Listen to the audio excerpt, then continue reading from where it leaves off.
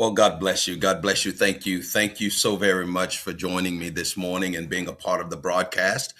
My name is Apostle Lance Bellany, and as always, it is my pleasure to have you here with us and to have you be a part of the broadcast and be a part of this kingdom journey that we share one with another as we journey together into the kingdom. It is so much and such a pleasure for me to have you here with us. And I really want to express that and never miss the opportunity to let you know how much I appreciate you taking a few minutes out of your busy schedule to be here with me, to join in with me as we journey together into the kingdom. Um, One of the things that I speak about all the time is the importance of this journey and the importance of learning and growing and expanding our understanding of kingdom truths. And I've always said, don't apologize for it. I don't have all the truths. I understand that to be a fact of this reality that we live in. And so I recognize that collectively we gather more truths than any one individual. I'm just a voice that has been raised up to be able to declare some of these truths as I gain them, as I receive them from Elohim, from the Creator, and we share those things. I think, and I like to believe that the voice you hear emanating from me and this platform is a balanced voice, a voice that is filled with reason, and a voice that is filled with truth, of course, and a voice that is filled with balance. And that's important to me because one of the things that I am a firm believer in, and you've heard me say this on this broadcast before, when what you believe cannot endure the challenge that it is facing, then it is time to believe something else. I am a firm believer there is always a greater understanding because our God, our Creator, is greater than anything that can be encompassed in the earth. Bear with me for just a second. The power on my laptop is failing, so bear with me.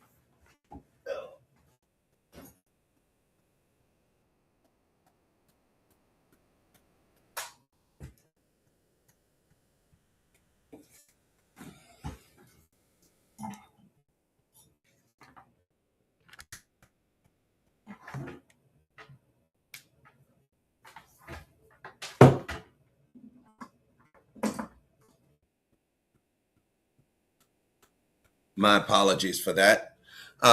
It's important for me to express that the Creator is far more encompassing than anything that can be encompassed in the earth. So the knowledge, the wisdom, the understanding, the power is always another level of that to be had and to be achieved from the Creator when the Creator chooses to unveil such an understanding or such authority and power. So I'm a firm believer that there is that next level, and as we achieve a level of understanding, the Creator is standing by to grant and to acknowledge to allow that next level of understanding. So again, just wanting to share with you and let you know how much I appreciate you being a part of the broadcast. Lastly, as we get ready to get started, um, I'm asking for all of you that are listening, share your thoughts, share your comments, share your insights concerning the topics that we're talking about. Also, concerning anything that may be stirred in you as a result of the message or as the topic that we're talking about today. So, with that being said, feel free to share your thoughts and comments. I can see them come across live, and I can and would love to comment and to share those thoughts and comments as you give them. Okay. All right. So today we want to talk about kingdom truth in an increasingly polarized era. Kingdom truth.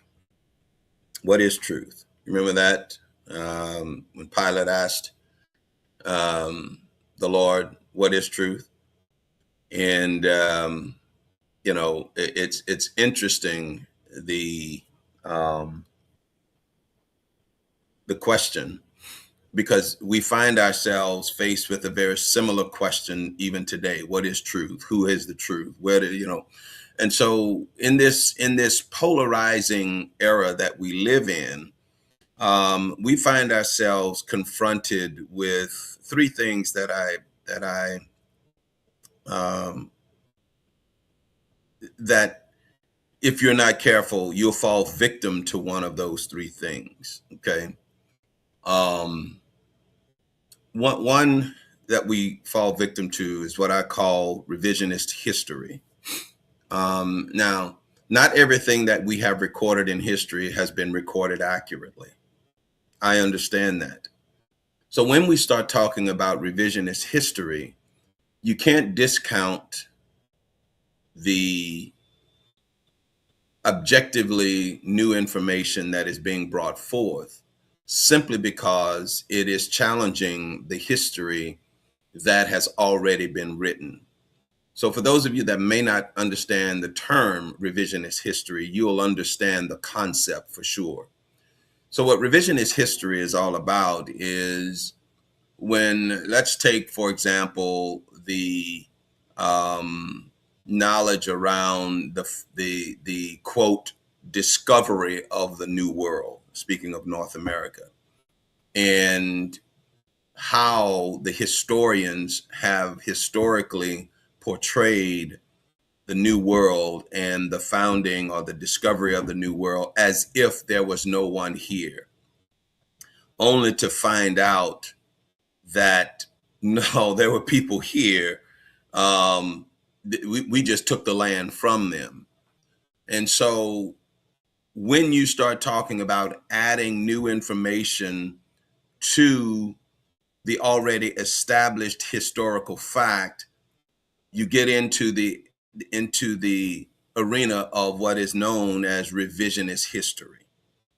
Many times that information brings about a greater and a more improved understanding. Other times it seeks to dismantle the history and prove it to be false. Okay. So you get into this area of revisionist history, or revisionist, or re-envisioning, if you will, the historical account that has already been established. Now, when we start talking about revisionist history and how does that impact kingdom truth, the challenge that you can get into is sometimes people distort history for their own purposes, for their own ends. And that distorted history has nothing to do with the reality of the historical account and the truth of the historical account. One of the things that fall into this area of revisionist history is the account of slavery in North America, in America. When we look at slavery in North America, we understand that slavery was a horrible thing, especially the way it was implemented in North America, and especially the way slavery was implemented in some of the more deeper southern states in America. And now we all understand that white Americans enslaved Black Americans. What many people do not understand about slavery is that there were Black slave owners in southern states that enslaved Black Americans as well. Many people call that a revisionist history, right? Because it brought about a new light of insight and information around the slavery, the historical account of slavery in America, right? And so the question becomes, is it factual? Is it accurate? Is it true? And the answer to that is by all account, yes, it is. So, but it still falls into the revisionist area because the fact that there were Black slave owners was not a widely known or taught fact about slavery in America. And as such, now it becomes revisionist, but that does not make it necessarily wrong. It just means that there is a new twist on the historical account of slavery and the more published historical account of slavery in America. That's what I'm talking about when we talk about revisionism. So why am I talking about that? So kingdom truth falls into that same arena. There are a lot of things that we understand about Christianity historically that many people hold dear and true. The fact of the matter is that there are some things about Christianity that have not been widely published, and now that information is coming out, and that information is being made known, and as a result of that, many traditional are many devout Christians, not understanding this additional information, are in many instances offended by the new information that is coming out, and on its face want to reject it, and without actually understanding the facts, the truth behind that new information. Okay, and that's what I'm saying to you. We can't just off the cuff just reject the information that is being given simply because it's something we've never heard. So, and for those of us that are open to the revisionist information, we have to be careful that we're not taking it at face value without corroborating the information that we're giving. And that's one of the things that I do and that I advocate very strongly for here on this broadcast is that we take this information very seriously. We take the information very very seriously, and we look at it through a critical lens to make sure that what we are sharing, what I am sharing, is something that I can defend and I can speak to and I can articulate very clearly why I believe now this information as a part of the authentic historical account of Christianity in across the globe and as we know it to be. And why is that important in light of the kingdom truth? Well, we are in a very polarizing society. We're in a very polarizing society. And I want to share something with you. Matthew chapter 10, and you've heard me talk about the many of the concerns that I have around the account of Matthew and the biblical account and what have you. I won't revisit that, but I'll just state that for the record. But suffice it to say, let's establish a common point of reference. Matthew chapter 10, verse 35 says this, "For I am come to set a man at variance or against his father, and the daughter against her mother, and the daughter-in-law against her mother-in-law." This is polarization. This is what we are facing in our society today. We're facing, in many instances, a mother against the daughter, a daughter against the son, father against the son, relatives against neighbors against one another. We are in a very polarized society in this world, not just in this country. It is a very polarized society. And one of the biggest challenges that we face in a society like that is, where do we go to get an objective truth about whatever the matter may be? Because I want you to stop and think about this for just a second. I really want you to stop and think about this. When we were in the midst of the pandemic that the world faced with COVID-19, and we were seeking understanding about what the facts were around this disease or this infectious disease that we were facing. Many people, myself included, chose not to get the vaccine. Many people did, and I was among them that chose not to get the vaccine. As a result of that, there were many people that saw me as the enemy. And I stopped to think, rather than retaliate and look at them as the enemy, I stopped to think about what was causing this variance between the way I saw this vaccine and the news coverage and the technology, not technology, but the scientific information that was coming out about it versus the way they saw it. That was the posture that I took. I didn't demonize them for taking the vaccine.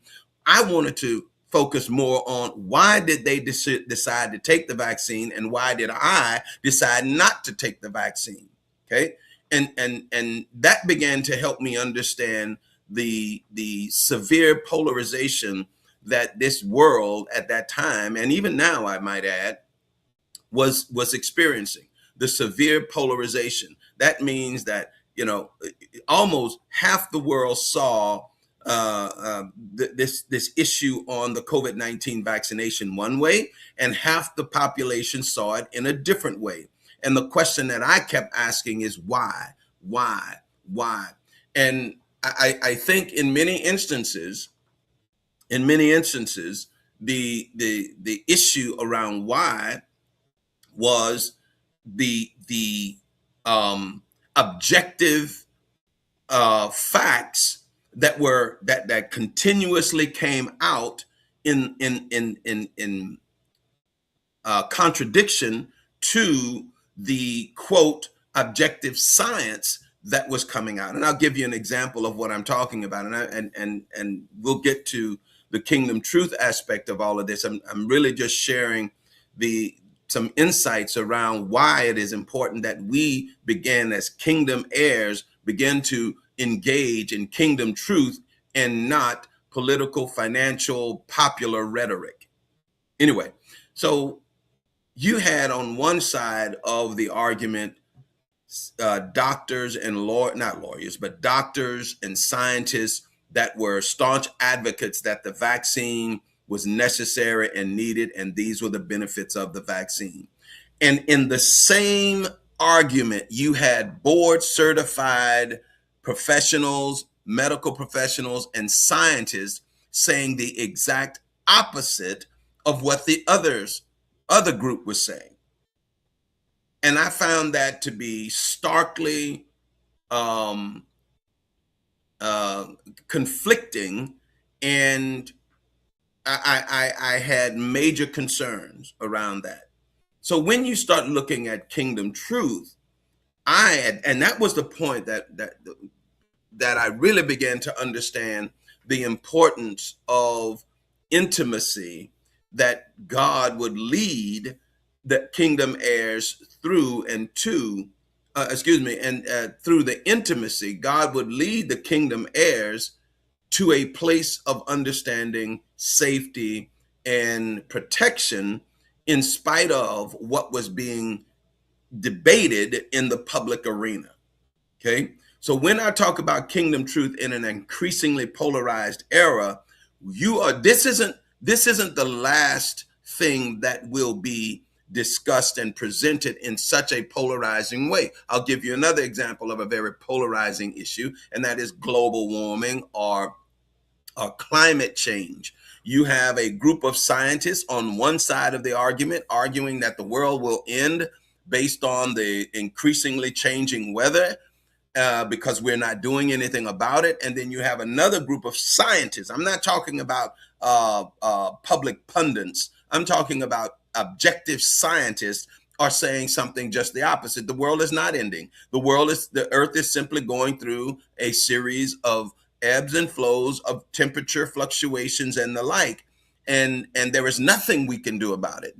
Those are two things that are starkly opposing one another. Now, these are scientists supposedly objectively reading the data that are both at odds with one another. Where do we go in an instance like that? I'm not a scientist, at least not in the arena of climatology.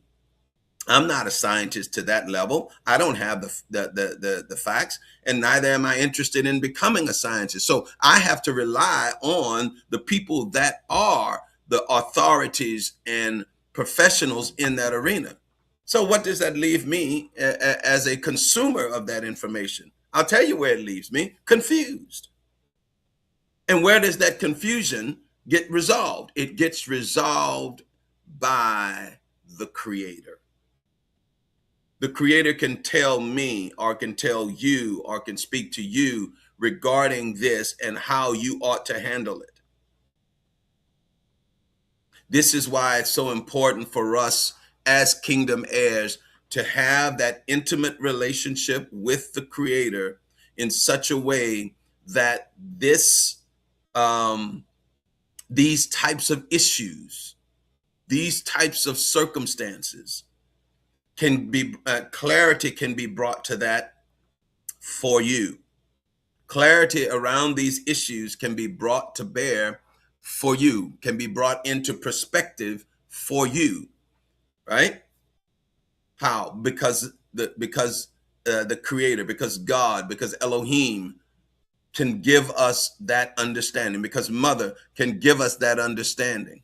And when we begin to understand the role that intimacy plays in our lives, we can be we will become more and more the recipient of kingdom truth, and not just truths that are sought to be pushed upon us by the individual that's interested in promoting a narrative, or the group or the government that is interested in promoting a narrative. Now, there are some things that, again, because I am not a um, scientist in that regard, I have to rely on the information that I get from these scientists. So if I want to educate myself on climate change enough to have a position and to take a position on climate change, I'm going to have to read that information. And as a result of reading that information, I come to a conclusion. But let me set you at least give you some insight around that. As you read that information, the Spirit of God, of the Creator in you, will illuminate or will unction you as to, should I believe it? Should I embrace that as truth? Or should I shun that as being something that, that just doesn't ring true to me? The Creator, mother and father, will be there through your intimacy with them, will be there to speak that truth to you. And that's the important aspect of, having that intimacy with mother and father, such that you will be able to discern the truth about an issue versus being swung to and fro by the winds of political or financial or global persuasion that is being sought to be pushed upon us. Okay, so it's important for us to understand that. So again, Matthew says this: "For I am not come to set a man, for I am come to set a man at variance against his father, and the daughter against her mother, and the daughter-in-law against the mother-in-law." That is polarization. That the biblical narrative around polarization begins here. This, I think in the same passage, think not that I am come to bring peace, right? For I am come to set a sword. I think it is the way the passage reads, and this is where we find ourselves today. So now, how do we move forward as kingdom heirs, as sons and daughters in an increasingly polarized era? We are going to have to find a place of intimacy such that we can hear mother and father's voice to guide us through this very polarizing era that we're living in. I hope you're grabbing this. I've advocated this for so long on this broadcast, and we are at the very least, we are at the beginning of it, if not further along into it. that unless you engage with mother and father, unless you are intimate with mother and father, you will find yourself being pulled to and fro by things that under scrutiny just do not hold and stand up to any type of objective questioning that it will confront. Okay, so that's one thing. So that there is revisionist history aspect of it. The second aspect of all of this is, and listen to this, the second aspect of all of this that is problematic is the free press.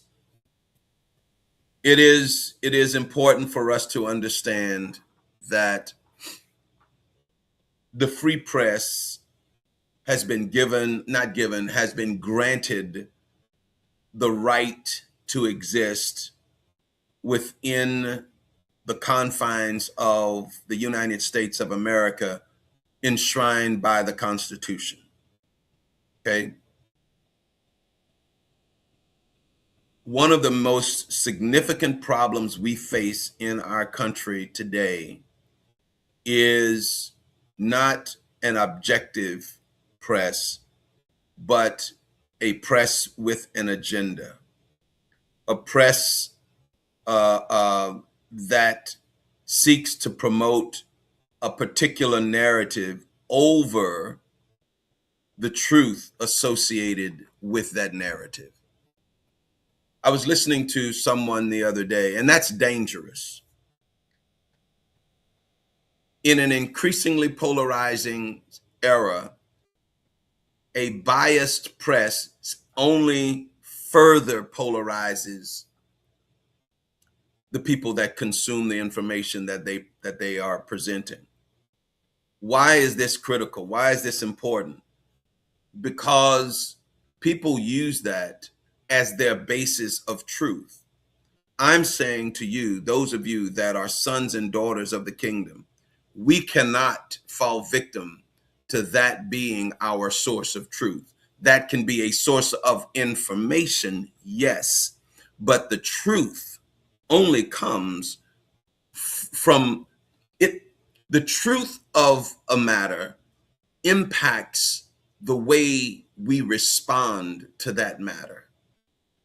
And I'm saying to us that the only source in this season of polarization that we have for objective truth is going to come from mother and father, from the kingdom. It's not even going to come from the biblical narrative around an issue. Okay? It's not going to come from there. Listen to me closely. It is not going to come from the biblical narrative around that truth. Because so many times, and now in so many instances, when we revisit that biblical truth that we've held so dear, we're starting to learn things about that objectively true about that contradict the traditional teaching around that. Okay? I'll give you an example of what I'm talking about. The creation account that we see in Genesis, it's understood now. We understand now that the writers of Genesis, Exodus, Leviticus, Deuteronomy, the Pentateuch, was not a single writer, but a series of writers that built upon other narratives to create the narrative of the Pentateuch. Included in the Pentateuch is the creation narrative. In one place, the creation narrative creates the sun before the plants. And in another narrative, it creates the sun after the vegetation. When you start looking at discrepancies like that, you understand God did not narrate this, men did that, and created a contradiction in the process. So when we look at things like that, that is an objective truth that you can go right now and look up in Genesis and see what I'm talking about. That is an objective truth that cannot be reconciled because it's already written. How do you reconcile that? If God wrote it, or if God told Moses to write it, whichever the traditional narrative has been. So what do I believe? This is where intimacy with mother and father become vital. I hope you're grabbing this. This is where intimacy with mother and father become vital. Because if not, you're just going to believe something. And I'm of the persuasion, I'm of the personality. I don't want to believe something unless it is true. If it's not true, okay, fine. Then I believed something that was erroneous. Okay, I'm always ready to change my mind when I have a superior understanding to be had. I'm always open to do that. And I want to encourage you to be the same. Don't be stuck on something just because you were convinced to believe it. Accept the fact that they just kind of pull one on you, and move on to the thing that is solid. There are two things, there are two ways that things can evolve into a greater understanding. Okay. And there one way, and that is what I had previously was false. Now what I have is the right thing. So I literally have to abandon what I once had and embrace something new. Okay. That's one way that my understanding evolves. A second way that my understanding evolves is this: what I had was true, but it was only partial of the truth. So what I had was true, it just wasn't the complete thing. Then along comes the next level of that truth that adds or builds on the truth that I already have. And so now I have a greater understanding of a consistent and objective truth.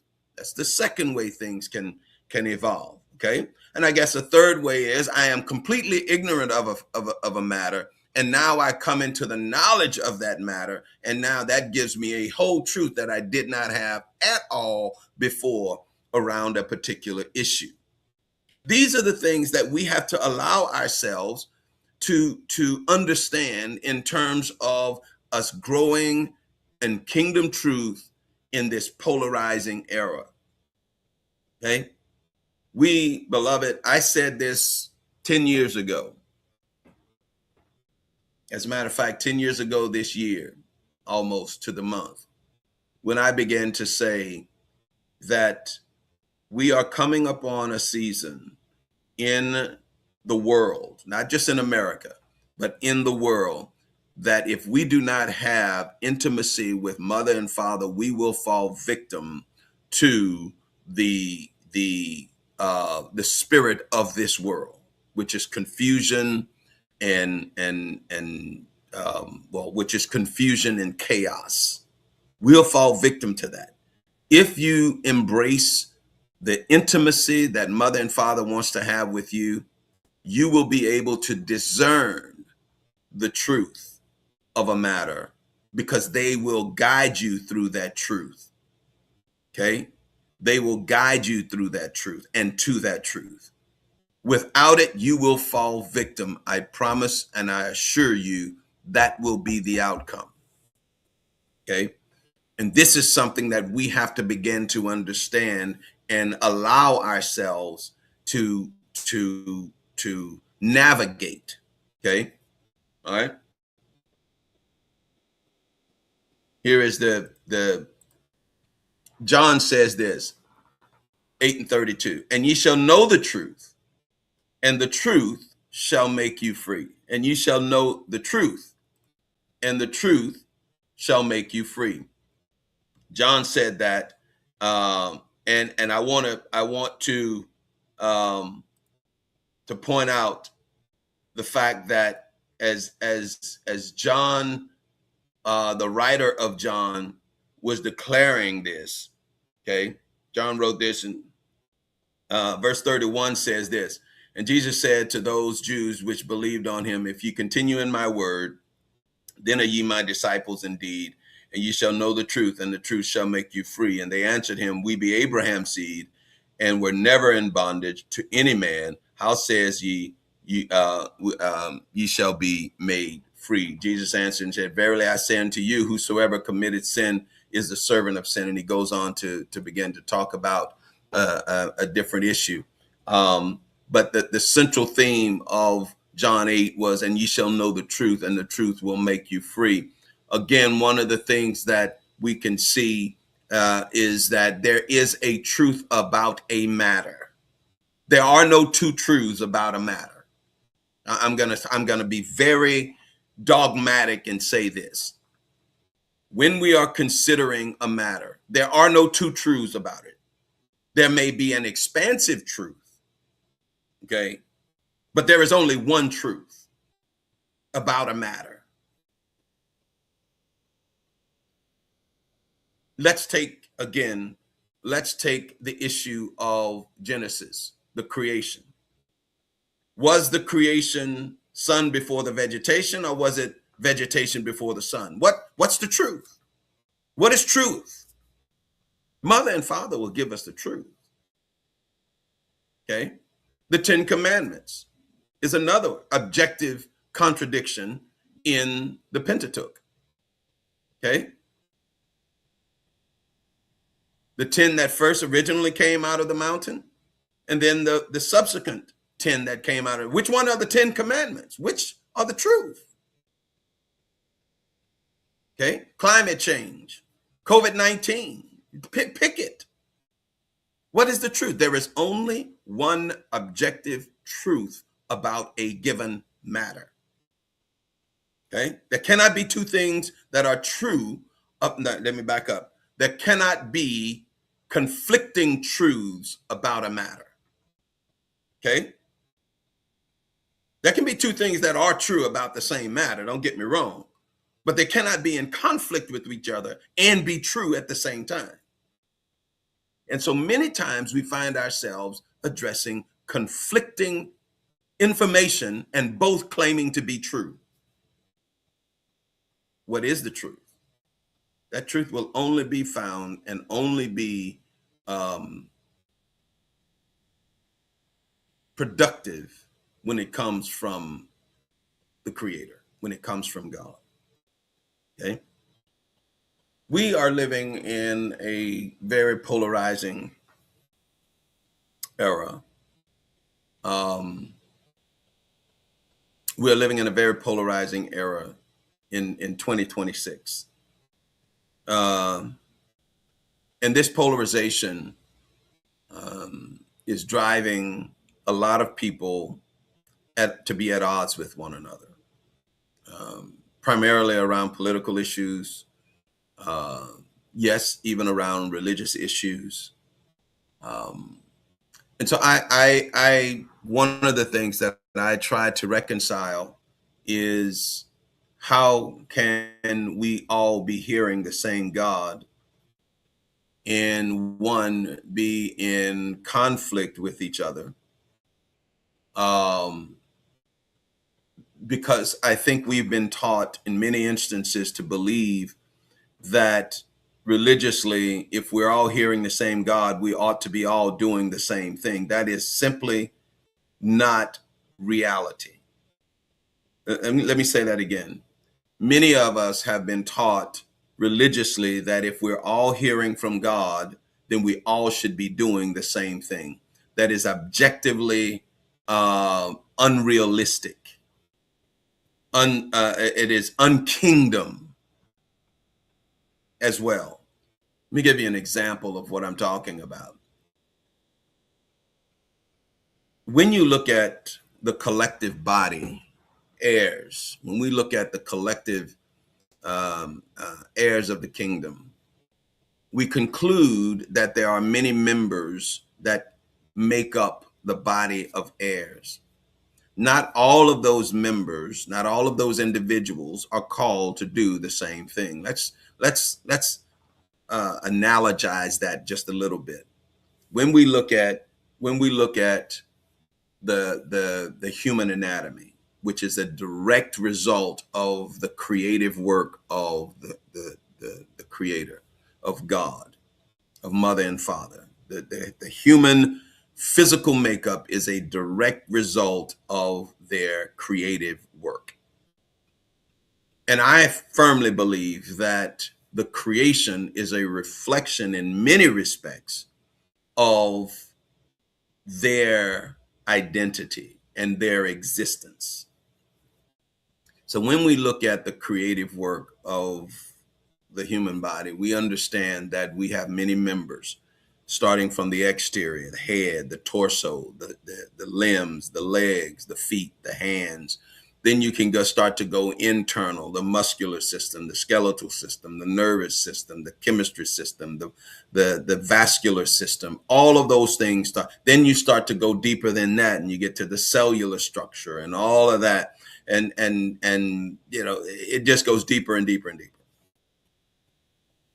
When you look at the cellular structure of the human anatomy, and you have different cells that do different things, and now scientists have been able to have discovered that certain cells can be cultured, if you will, from a person's body, and then made, if you will, or coded to correct a problem in another part of the body. I mean, it's just so fantastic in terms of what the human anatomy can do and has the power to do. I mean, I'm going somewhere with this. So one part of the body may not be doing exactly what another part of the body is doing, but yet collectively they are harmonizing with the overall objective of the body. Let me give you an analogy that I like to use. When the brain gives a central command to the body to run, okay? When the brain gives a central command to the body to run, it's interesting that not everything in the body is doing the exact same thing. It's simply not, okay? But yet, when you collectively look at what every member in the body is doing, it is harmonizing to produce the end result of running, okay? One arm is swinging backwards, the other arm is swinging forward. They're doing two different things, but yet harmonizing to produce the end result of run.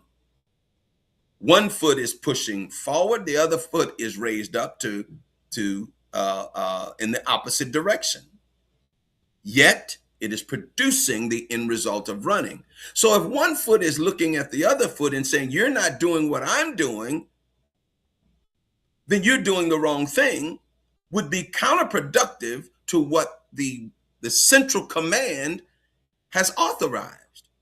Likewise, when the creator is giving a global command to the body at large, not everybody will be doing the same thing.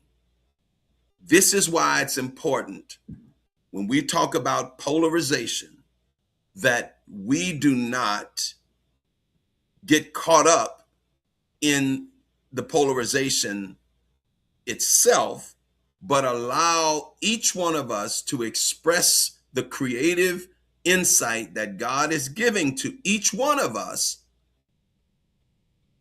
because that insight is uniquely designed for me to be doing what's necessary to carry out the global command, to you to be doing what's necessary to carry out the global command, and what each one of us uniquely should be doing such that the end result is that the voice of God is being executed in the earth by the individual members of the kingdom. Even though it's polarized, beloved, if we have the voice of God, we will be in line with what God wants us to do.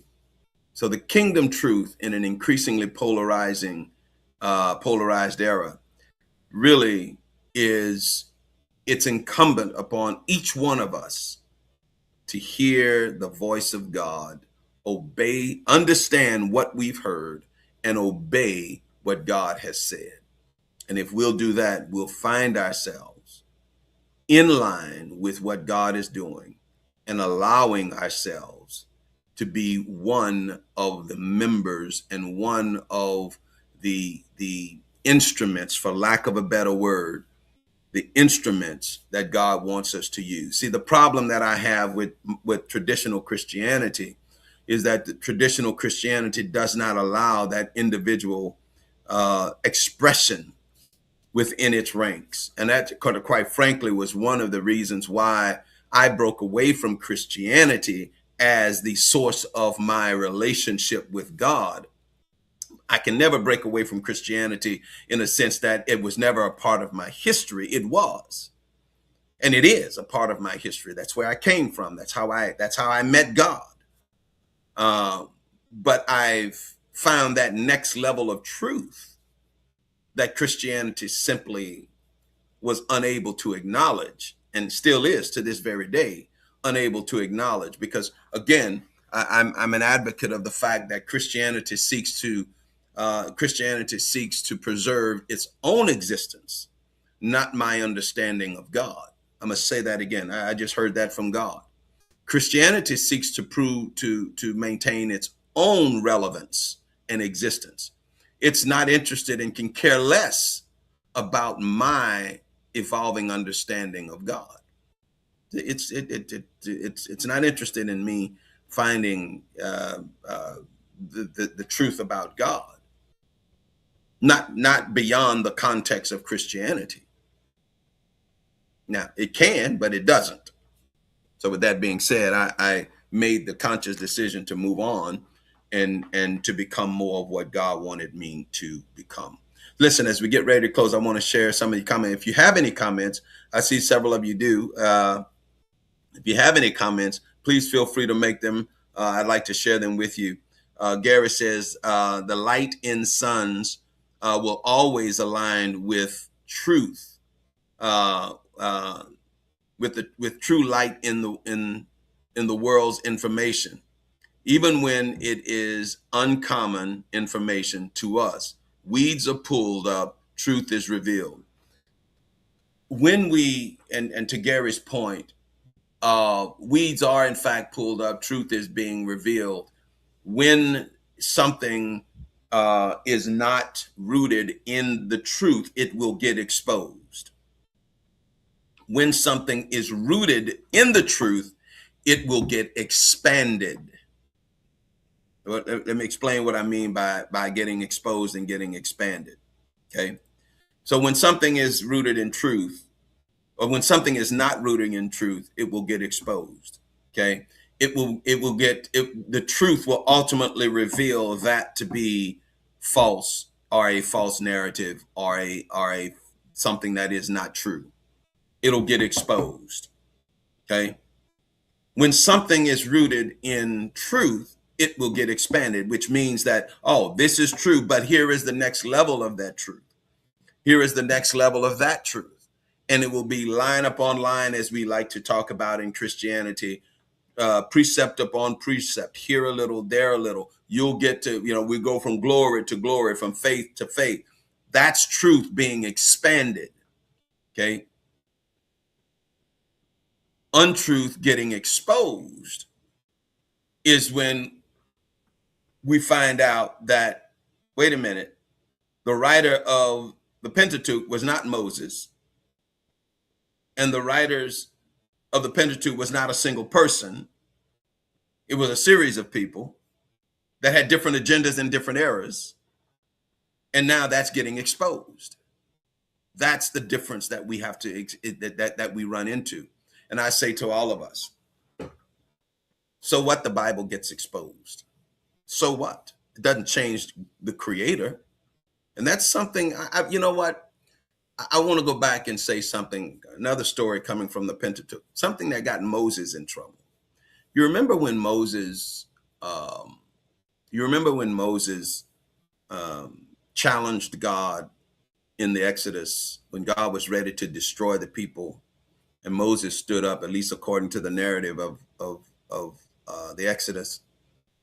Moses stood up and said, God, you can't destroy them because the people will say, the enemy, your enemy will say that you couldn't pull and you couldn't bring them out. Your God wasn't great. You weren't great enough to bring them out. And God capitulated to Moses and said, okay, all right, I won't destroy them. All right. And he gave him another set of criteria. Do you remember the end result of that? Those same people that Moses protected later on got him so angry that it caused him to disobey God and caused him to lose out on the promise of the promised land. Okay. Don't one of I've always used that as an example of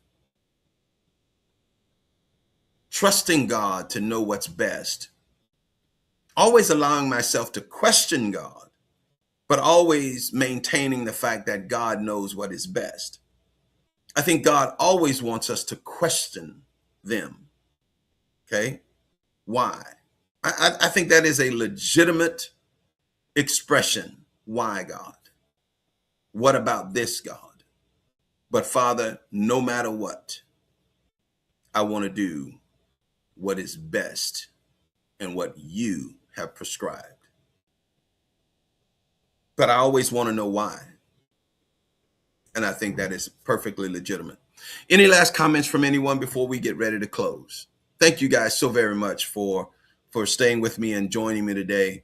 One of the things that I'm thinking about, and I'd appreciate your feedback on this, is cutting the broadcast into a series of shorter presentations over the course of the week that you can consume at your own leisure.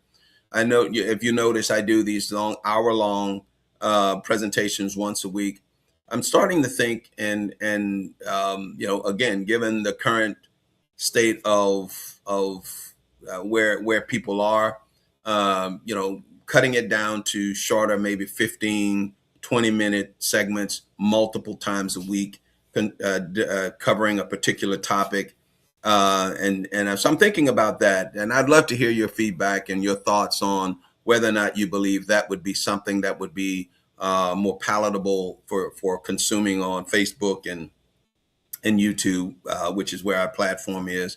And with a shorter platform like that, I could even simulcast to X as well. So thinking about it, would love to hear your thoughts and your feedback on that. If there are no other comments, I want to say to all of you, thank you so very much. If you'd like to reach out to us, please feel free to do so. You can do so at my email address at lcbellany@yahoo.com, lcbellany, BELONEY @yahoo.com. I'd love to hear from you.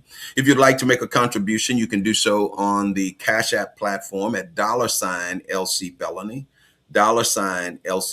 on Cash App. And then on the PayPal platform, it is the @LC Bellany. So either place you can make a contribution, and I would certainly appreciate any contribution that you could give to help us promote the broadcast and to continue delivering what we're doing here at Kingdom Voice. With that being said, I want to ask all of you once again to join me again next Sunday morning. Again, I may be doing some intermittent broadcast, but join us the next time. Let me put it that way, right here on Kingdom Voice, as we continue to bring you truths of the kingdom from an apostolic perspective. Until then, be well, be blessed, and we'll